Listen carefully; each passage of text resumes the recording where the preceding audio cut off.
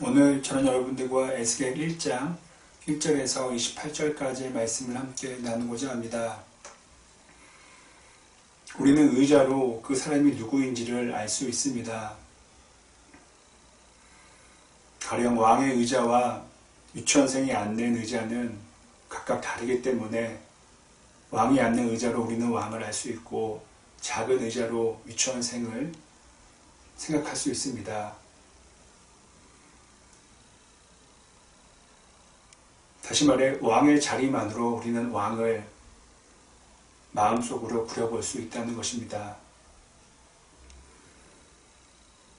오늘 본문에는 하나님께서 앉으시는 의자가 소개됩니다. 그 내용을 자세히 읽어보면 솔직히 이해하기가 무척 어렵습니다.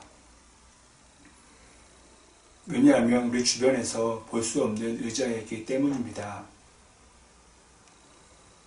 저 같은 경우는 상상하는 것조차도 어렵습니다.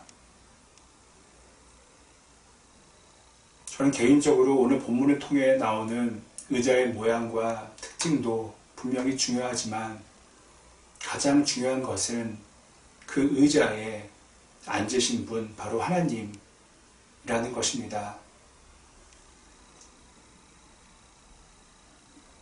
그렇습니다. 오늘 본문은 하나님의 위대하심을 설명하기 위해 하나님이 앉으시는 의자를 대신 우리에게 알려준 것입니다.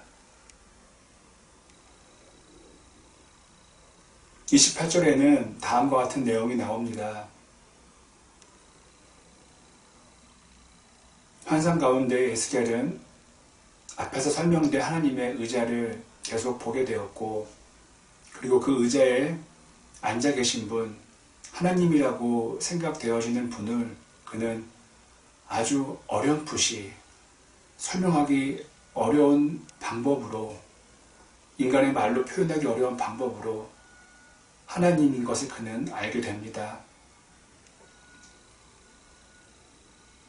그리고 그는 곧바로 얼굴을 땅에 대고 엎드리게 됩니다.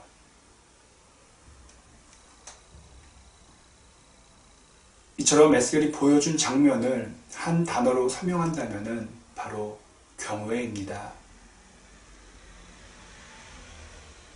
지금 우리 그리스도인들에게 정말 필요한 것이 있다면 바로 경외하는 마음일 것입니다.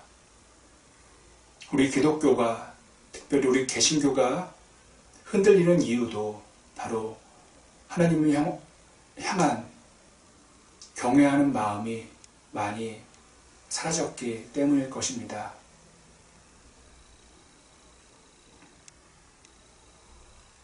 경외하는 마음이 있어야 우리는 신앙을 지키기 위해 노력할 것입니다. 신앙이 있으면 좋고 없으면 아쉬운 것이 아니라 반드시 있어야 하는 것이 신앙이라고 말하게 될 것입니다. 하나님은 저와 여러분에게 있어서 따뜻한 아버지가 되십니다.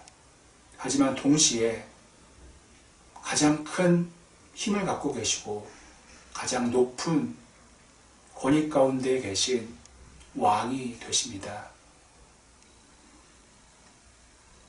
그러므로 우리는 하나님을 한없이 사랑해야 합니다. 그리고 한없이 어려워해야 합니다. 하나님을 향한 생각이 내 마음대로 바뀌는 것이 아니라 내 기분대로 달라지는 것이 아니라 항상